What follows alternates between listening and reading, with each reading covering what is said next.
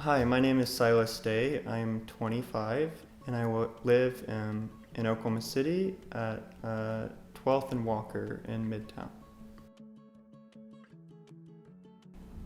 With my career, I work as an oncology clinical research coordinator at the Stevenson Cancer Center, which is a part of the OU Health Science Complex, and I work in the Department of Hematology.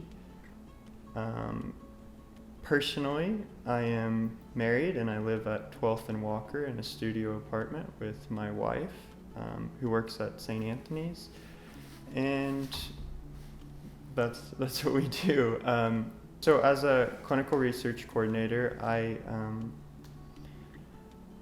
serve as the liaison for any patient who's on a clinical trial at the cancer center, and I schedule all of their procedures and manage their participation on that clinical trial, working as an advocate on their behalf to our clinic staff, and then also ensuring that all of the procedures that need to be done according to the clinical trial are done. Yeah, I love my current job. I'm able to do a lot of work that I enjoy and that I think is meaningful. I get to work with a lot of people that I love, and the work is challenging and interesting at the same time, and I think that's what keeps me motivated to do the work that I do, and that it's every day it's challenging and I'm learning new things every day, and I think it provides an appropriate level of stress for me. It's not too stressful, but it also gives me enough stress to where I know that I have to come to work prepared every day. It's a good question. So when I graduated, I went to college at the University of Oklahoma, and I studied anthropology and English literature, two degrees that aren't really recommended to study if you want to get a good job or make a lot of money, but that's what I studied because I was interested in it. And after college, I was just looking at jobs posted on the OU website, and I was always interested in working in health, and I found a job for a data manager position at the cancer center, and I applied, and I eventually got the job, and then from there I worked in that position for over a year, and then I transitioned into my new position as a research coordinator, in which I work in the clinic alongside patients in a more proactive way. I don't know if I made any crucial decisions, but there's definitely experiences that I had that changed what I was interested in. I remember a few classes that got me really interested in the medical field and in beyond just like medicine and being a physician, but working in the health field. And I took a medical anthropology class in college, and that class really changed the way that I saw medicine and how health is practiced. And so learning from that, I always kind of wanted to work in the health field after that, and that led me to apply for the job that I eventually applied for and got. Beyond that, I think the decisions that I made were just to continue to try to get better at the things that I was interested in, and that kind of slowly led me to this path through a winding way. Well, what motivates me to go to work every day is just that my work is, I'm involved in a web of people that are dependent on me, and so that is my patients and my colleagues, and I know what's at stake for them, and so that makes going to work, that decision really simple for me, because I would never want to let them down, and not only going to work, obviously the question is beyond just going to work, but what makes me have excitement to do the work that I do and fulfill the responsibility that I have to do that work, and that's that I know that other people are dependent on me, and that makes me feel an obligation to fulfill what's required of me. I decided to leave after I graduated high school. I went to go live in another state. I moved to Kansas City, and part of the reason that I decided to leave was because I knew that I didn't just want to rely on what I had been comfortable with my whole life and the relationships that I was comfortable with, and I wanted to see my life from a different perspective and reevaluate my goals and what I was trying to become, and my relationships and my lifestyle and everything along with that. And so when in leaving and moving to Kansas City, and then I traveled for the 2 years following that working, and I went to the University of Arkansas for a year. But in that time, I really gained a better perspective of what I wanted to do and who I wanted to be, maybe who I wanted to be more importantly than what I wanted to do. And so those 2.5 years gave me the space that I think I needed to grow into the person that I am now, and develop or enter into the career path that I've entered now, and go to finish school and study the things that I did.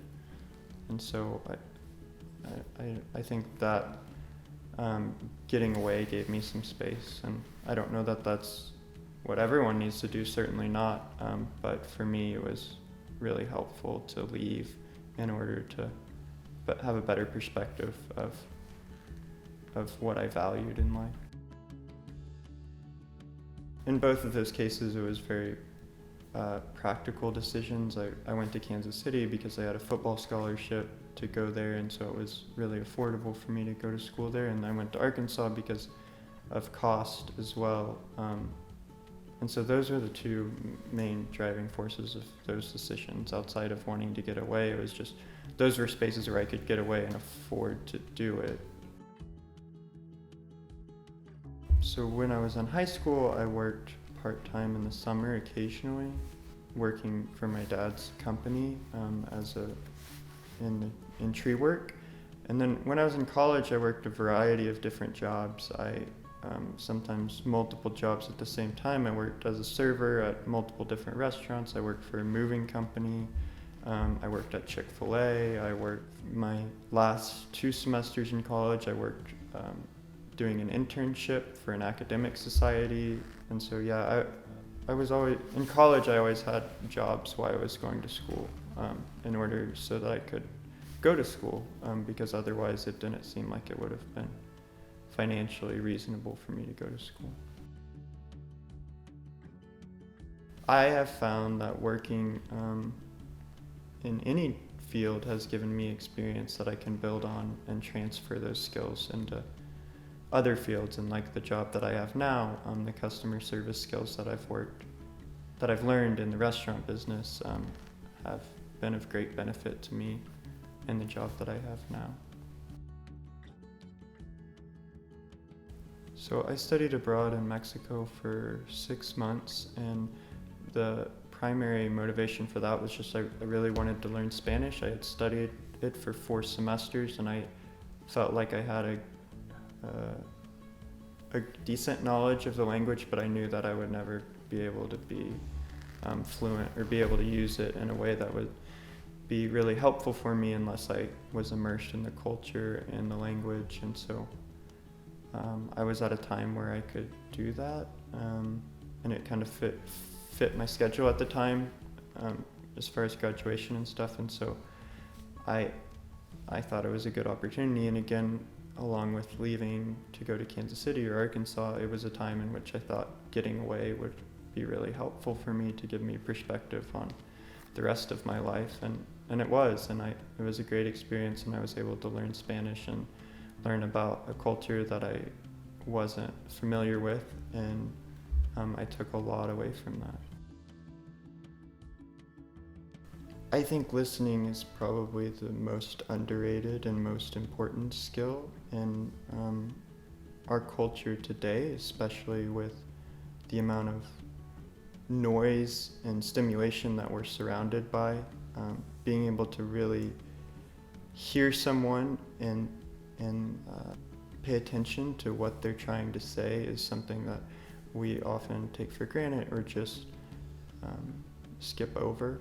I think when I was growing up, I was always told, oh, you should listen to your parents or listen to your teachers, you should listen to your coaches. And I thought that meant that I should respect them or do what they say. And maybe in part it does, but what I've learned growing up later is that it actually means that we should pay attention to what they're saying, and that we should evaluate what they're saying, even be critical of what they're saying, and use what they're saying and use what they're saying and the information that they're giving us as a resource for our own life. And that doesn't mean that we have to take everything they say as 100% accurate or whatever, but listening well has been a great resource for me, and that often includes listening with a critical ear, but